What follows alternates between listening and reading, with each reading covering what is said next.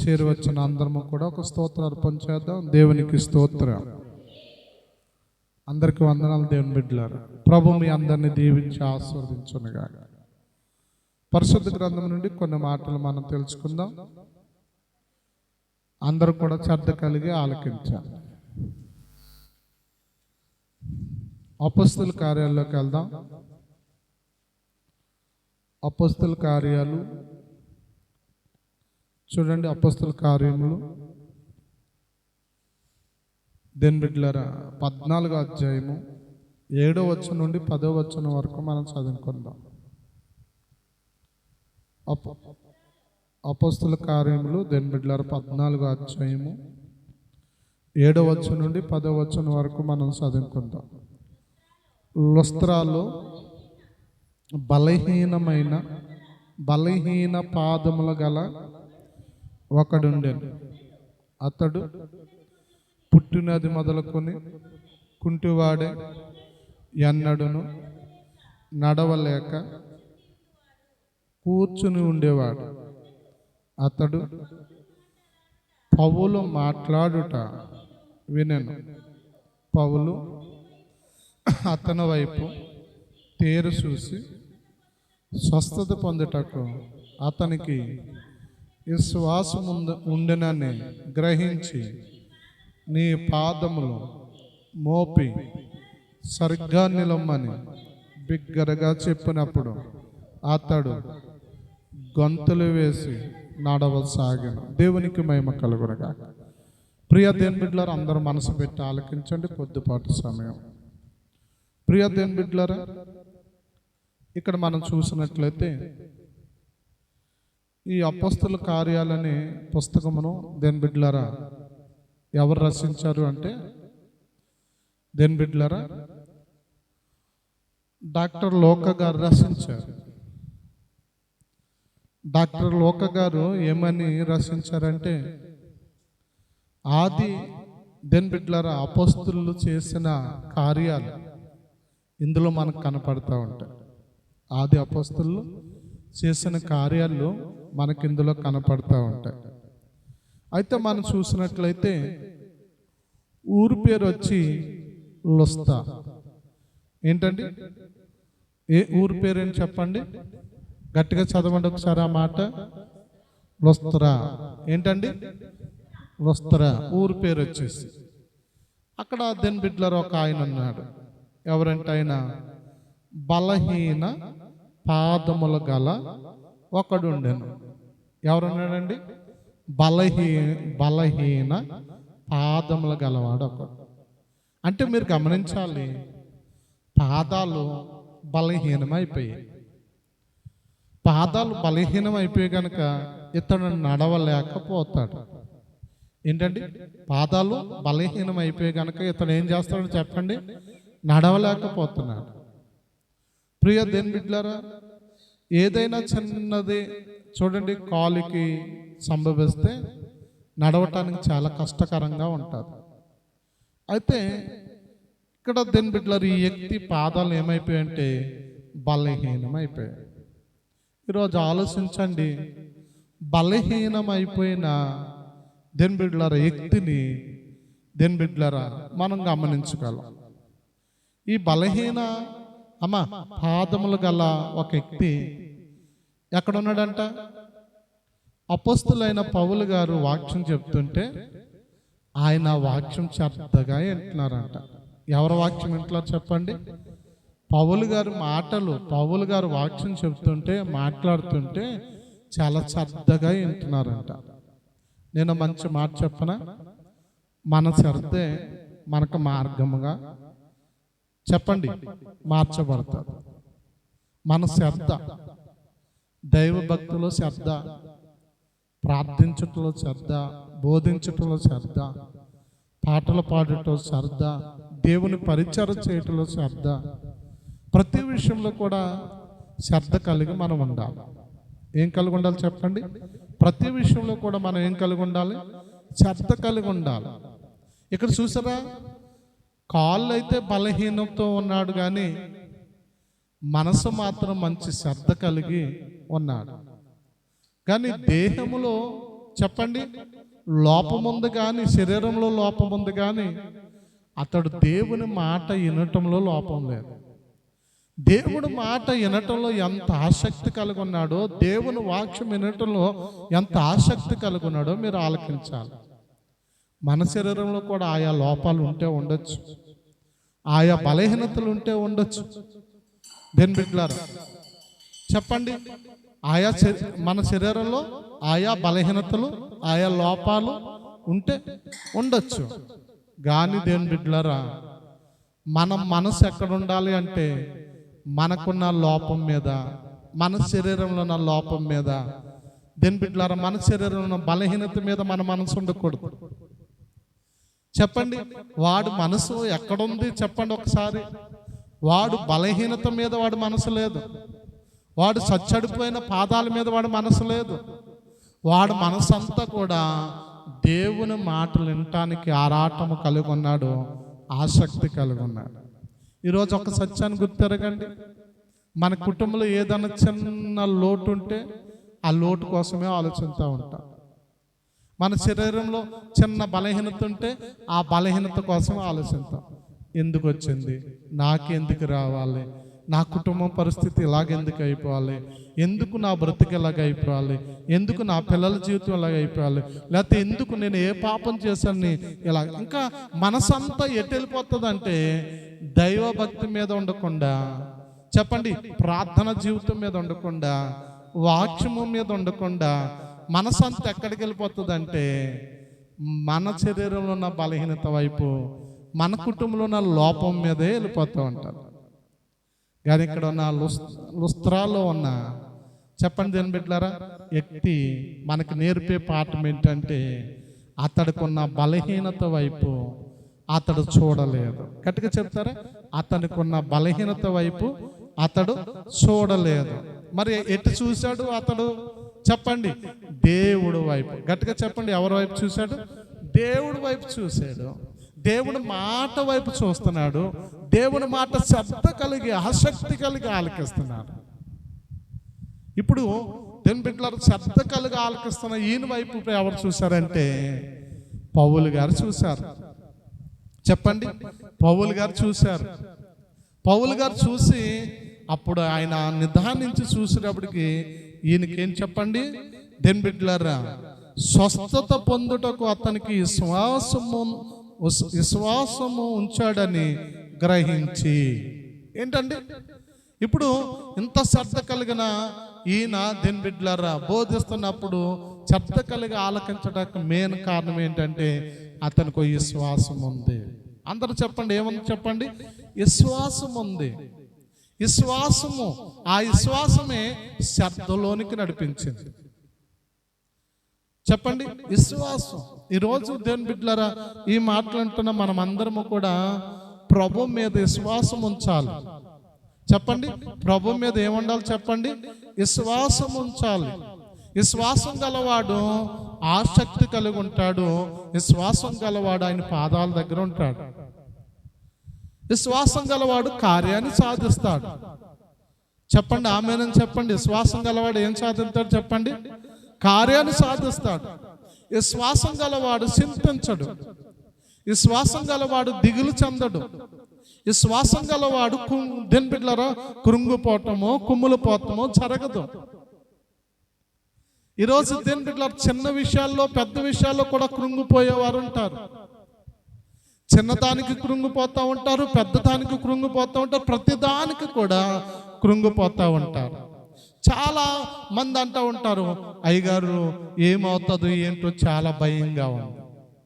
కానీ నేను అంటాను, ఆ మాట పలకటానికి కారణం ఏంటో తెలుసా?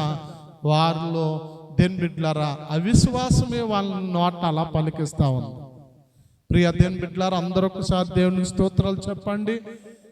రెండు చేతులెత్తి స్వరమెత్తి చెప్పండి, హల్లెలూయా. ప్రియ దేవుని బిడ్డలారా చెప్పండి, విశ్వాసం గలవాడు కృంగిపోడు. అందరు చెప్పండి, విశ్వాసం గలవాడు కృంగిపోడు. మీ పక్కన ఉన్న వ్యక్తితో చెప్పండి, విశ్వాసం గలవాడు కృంగిపోడు. గలవాడు చెప్పండి. ఆడి దగ్గర చాలా తీసేసుకోమా. చెప్పండి, విశ్వాసం గలవాడు కృంగిపోడు. అందరూ చెప్పండి, విశ్వాసం గలవారు కృంగిపోరు. విశ్వాసం గలవారు భయపడరు. అందరూ చెప్పండి, విశ్వాసం గలవారు భయపడరు. అందుకే భక్తుడు అన్నాడు కదా, భయము చెందకు భక్తుడా, ఈ మాయాలోక సాయాలు చూసినప్పుడు. భయము చెందకు భక్తుడా, ఈ మాయాలోక సాయాలు చూసినప్పుడు. భయము చెందకు నీవు, దిగులు చెందకు నీవు. భయము చెందకు నీవు, దిగులు చెందకు నీవు. జీవమిచ్చిన యెహోవా, ఓ భక్తుడా, ప్రాణమిచ్చిన యేసయ్యున్నాడు. జీవమిచ్చిన యెహోవా, ఓ భక్తుడా, ప్రాణం పెట్టిన యేసయ్యున్నాడు. దిగులు చెందకు భక్తుడా, ఈ మాయాలోక సాయాలు చూచినప్పుడు. భయము చెందకు భక్తుడా, ఈ మాయాలోక సాయాలు చూచినప్పుడు. దేవునికి మహిమ కలుగునుగాక. నమ్మని వారు గట్టిగా ఆమేనని చెప్పండి. ఏ విషయంలో మనం ఏం చేయకూడదు చెప్పండి, భయపడకూడదు. నువ్వేమీ అవిశ్వాసవు కాదు, నీ విశ్వాసం లేని వ్యక్తివి కాదు. అవునా కాదా? నీ విశ్వాసం కలవా? విశ్వాసం ఉందా నీలో? విశ్వాసం లేదా? మీరే చెప్పండి. మీ విశ్వాసం కోసం మీరే నోరు తెరిచి చెప్పండి, నాలో విశ్వాసం ఉంది అంటారా మీరు? మీకు విశ్వాసం ఉందా? ఎవరంది మీ విశ్వాసం? మన కొరకు ప్రాణం పెట్టి మన పాపాన్ని తీసేసి మృత్యుంజయుడే అమ్మా తిరిగి లేసిన యేసు అందు నీ విశ్వాసం ఉంచావా, తప్పక నీ దేవుడు నీ పట్ల కార్యం చేస్తాడు. హల్లెలూయా. గొప్ప కార్యాలు జరిగిస్తాడు. అందుకని నేను ఈరోజు చెప్పేది ఏంటంటే, దేవుని బిడ్డలారా, విశ్వాసం ఉంచేవాడు కలవర చెందడు.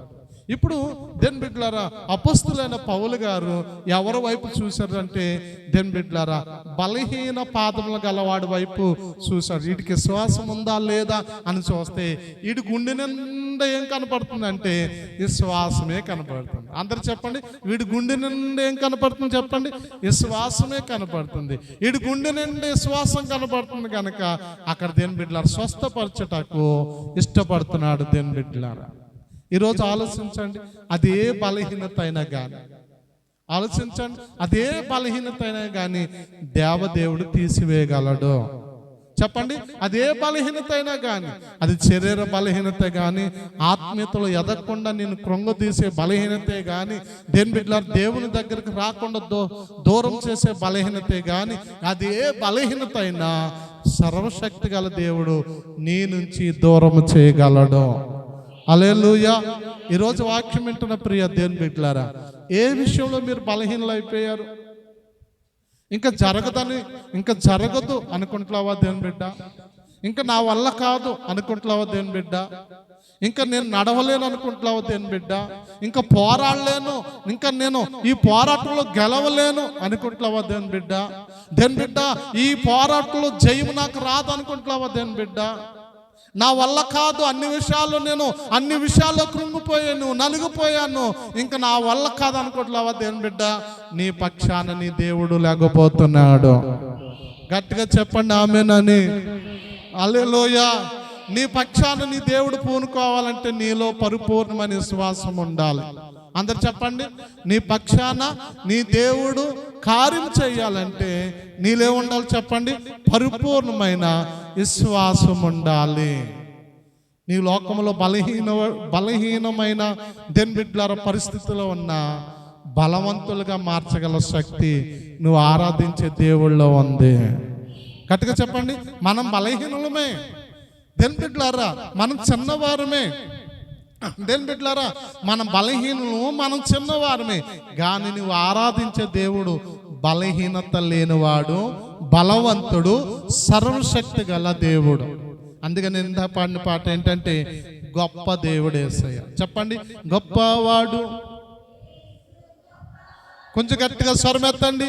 గొప్పవాడు, యేసు గొప్పవాడు. కొంచెం గట్టిగా, యేసు గొప్పవాడు, గొప్పవాడు. ఆయన గొప్పతనం ఎంతో గొప్పది. నోరు తెరిచి,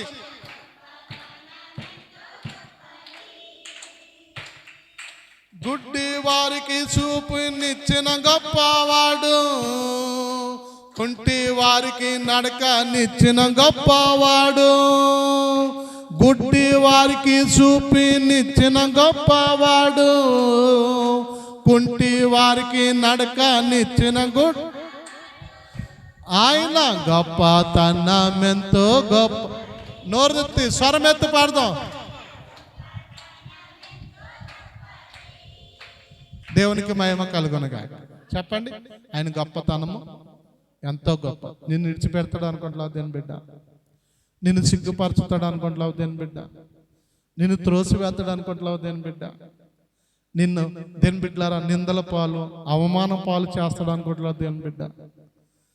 దేని బిడ్డ, నిన్ను త్రోసివేసేవాడు కాదు, నిన్ను విడిచిపెట్టేవాడు కాదు, నిన్ను నిందల పాలు చేసేవాడు కాదు, నిన్ను ఏ విషయంలో నలిపేవాడు కాదు ఆయన. ఈరోజు మంచి సాక్ష్యం నిజంగా చెప్పుకోవాలంటే మన మధ్యన ఉన్న మధుబాలే. దేని బిడ్డలారా, నిజంగా ఎంతో వేదన చెందింది ఆ బిడ్డ, ఎంతో రోధించింది, ఎంతో భయపడ్డది, ఎంతో కుమిలిపోయింది. కానీ చూడండి, నమ్మదగిన దేవుడు ఆ బిడ్డని విడిచిపెట్టాడా, త్రోసివేశాడా? దేని బిడ్డలారా, అంత వేదనలో కూడా దేవుడు ఆమె అంట, ఆ చెల్లి అంట ఉన్నాడు. బిడ్డను ఎత్తుకుని దేవుడు మందిరంలో కూర్చుందామె. దేవునికి మహిమ కలుగునుగా. కొడితే గట్టిగా కొట్టండి, దేవునికి మహిమ కలుగునుగా. అందుకే బైబిల్ అంటుంది, నీ బలహీనతల్లో నేను బలవంతున్నై ఉన్నాను అంటాడు ఆయన. నిజం, మనం బలహీనులమే. దేని బిడ్డ, మనం బలహీనులమే. చాలా మంది అనుకుంటారు ఆడికేం బలం ఉందిరా. నిజమే, మనం బలవంతులం కాదు, బలహీనులమే. కానీ మన వెనకాల ఉన్న దేవుడు, మనతో ఉన్న దేవుడు, మనలో ఉన్న దేవుడు, మనల్ని నడిపించే దేవుడు బలవంతుడై ఉన్నాడు, సర్వశక్తి గల దేవుడై ఉన్నాడు. ఆయన నిన్ను ఎక్కడ త్రోసివేయని దేవుడు, నిన్ను ఆనందపరిచే దేవుడే కానీ చెప్పండి నిన్ను గాయపరిచే దేవుడైతే కాదు, నమ్మదగిన దేవుడు. హల్లెలూయా. అందుకే ఇక్కడ చూసినట్లయితే బలహీనత పాదములు గలవాడు ఒకడుంటే వారికి ఏమని మాట్లాడుతున్నాడో 10వ వచనం మనం చూస్తే ఈ విధంగా కనపడతా ఉంటుంది. దేని బిడ్డలారా చూడండి, నీ పాదములు మోపి సరిగ్గా నిలమ్మని బిగ్గరగా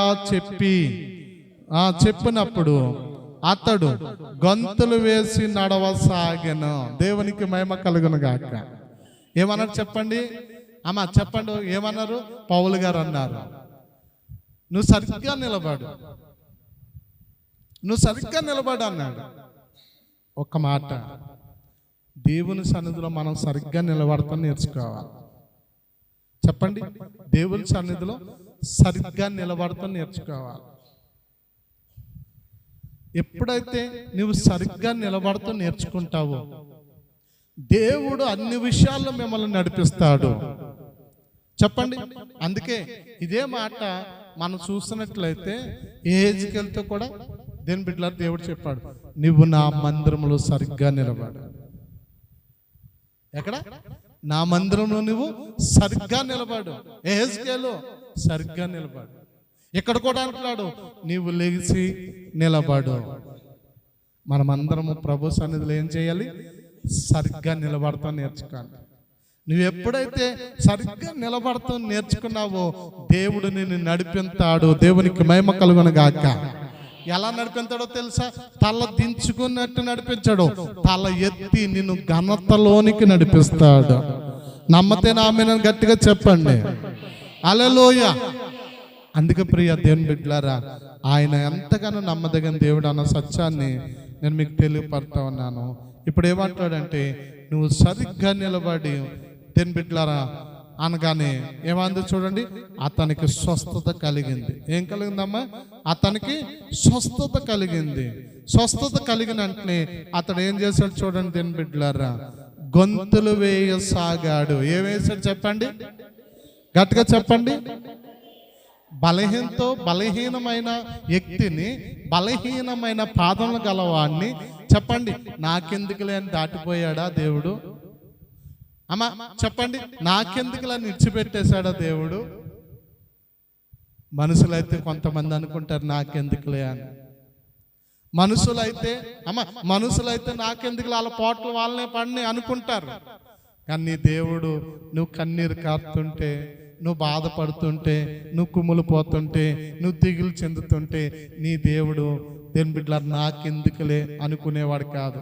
అందుకని అంటాను, దేవుడు అనటం కంటే తండ్రి అంటాం చాలా ఉత్తమమైన మాట. దేవునికి మహిమ కలుగును గాక. చెప్పండి, దేవుడు అనటం కంటే తండ్రి అనాలి. అదేంటండి అని మీరు నన్ను అంటే, తండ్రి ఎలాగైతే నువ్వు బాధపడతాం చూడలేడో నీ దేవుడు కూడా నువ్వు బాధపడితే చూడలేడు. అర్థమవుతా? ఆమేన్ గట్టిగా చెప్పండి నోరు తెరిచి. హల్లెలూయా. మీకు అర్థమవుతుంది బిడ్డలారా?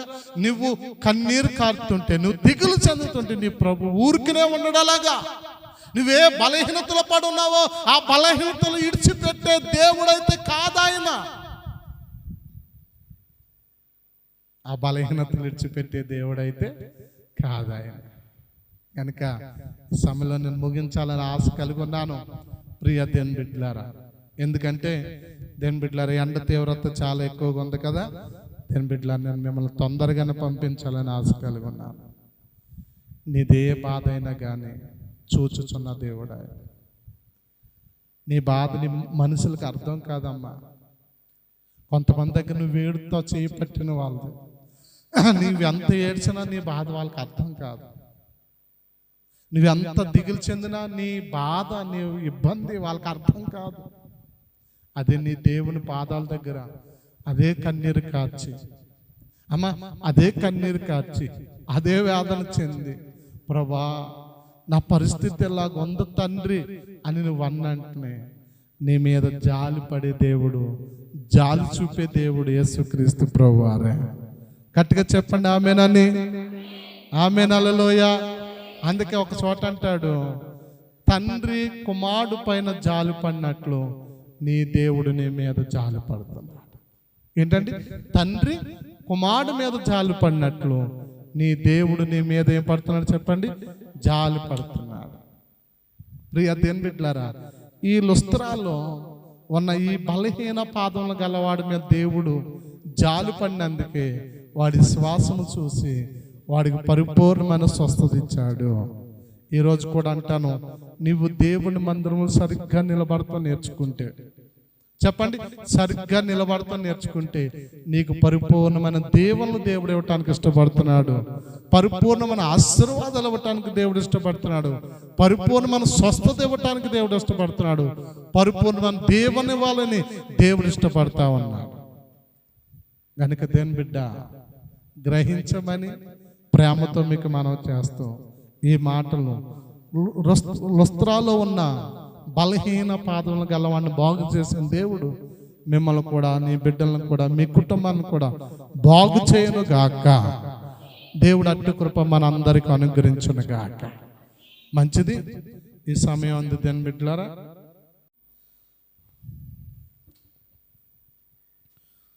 లుస్త్రాలో ఉన్న బలహీన పాదములు గలవాడిని స్వస్థపరిచిన దేవుడు నిన్ను కూడా స్వస్థపరచాలి అంటే నీలో ఉన్న శ్వాసం వైపు చూస్తున్నాడు. నీలో ఉన్న శ్వాసం వైపు చూస్తున్నాడు. నీలో ఉన్న ఆ విశ్వాసం ఆయన చూసి దేని బిడ్డలారా నిన్ను స్వస్థపరచాలని ఆశ కలిగి ఉన్నాడు. నమ్మదగిన దేవుడు. నీ గుండె నుండి శ్వాసం ఉంటే నువ్వే బలహీనతలో పడి ఉన్నా నిన్ను నడిపించే దేవుడుగా కనపడుతున్నాడు.